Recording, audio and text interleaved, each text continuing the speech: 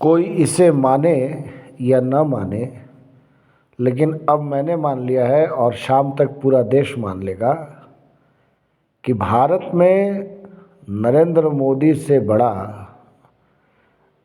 कोई चेहरा नहीं है। और असल में उन्होंने हर किस्म के तिलिस्म को तोड़कर उठाकर फेंक दिया है।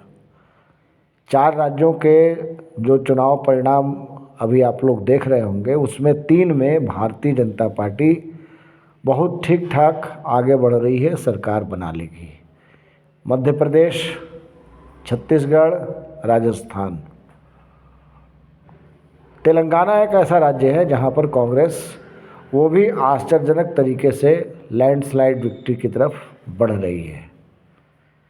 अब सियासत के जो जानकार हैं, जो सियासी पंडित हैं, वो अपना माथा पीट रहे हैं कि ऐसा हो कैसे गया।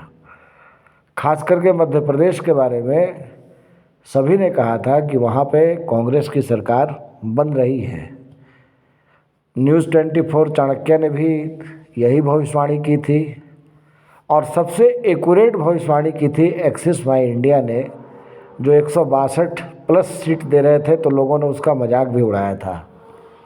लेकिन अभी आप देखिए शाम तक क्या रिजल्ट आ रहा है। 155 प्लस तो अभी हम लोग देख रहे हैं।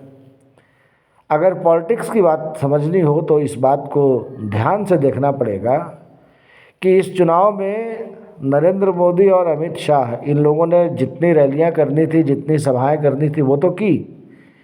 इसके साथ साथ जो तथाकथित भारतीय जनता पार्टी के शिवराज सिंह चौहान हों या फिर वसुंधरा राजे सिंधिया हों या रमन सिंह हों, छत्तीसगढ़ में पूर्व मुख्यमंत्री 15 साल तक शासन करने वाले, मोदी और अमित शाह ने इनको लाइमलाइट में आने का मौका ही नहीं दिया। एक लकीर खींच दी कि आप लोग इसके इधर ही रहिए, चुनाव जो होगा हम लोग उसको देख लेंगे। यानी ये एक तरीके से मोदी ने खुद पर ही एक्सपेरिमेंट किया कि चुनाव इन 4-5 राज्यों में उनके चेहरे पर लड़ा जाएगा। उन्होंने कोई सीएम कैंडिडेट की घोषणा नहीं की।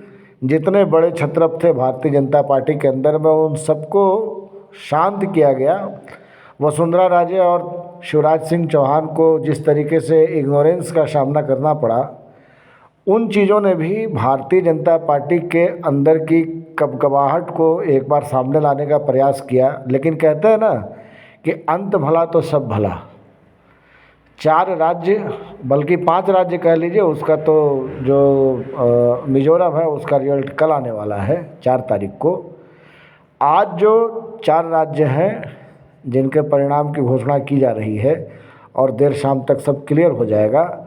आज सिर्फ और सिर्फ भारतीय जनता पार्टी की चर्चा है। शिवराज सिंह चौहान, इतनी बड़ी जीत के बाद भी उनका चेहरा लटका हुआ है। वसुंधरा राजे दोपहर में 1:30 बजे तक स्क्रीन शेयर नहीं कर रही थी, टेलीविज़न पर वो नहीं आई थी। रमन सिंह ने भी कहा कि अभी ये शुरुआती चीज़ है, अभी आप इसको ध्यान में रखिए।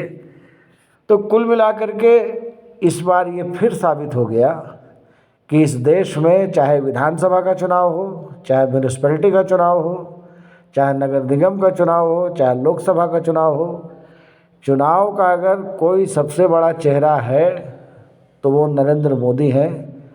इस बात को देश की जनता जितना जल्दी समझ ले उतना बेहतर है।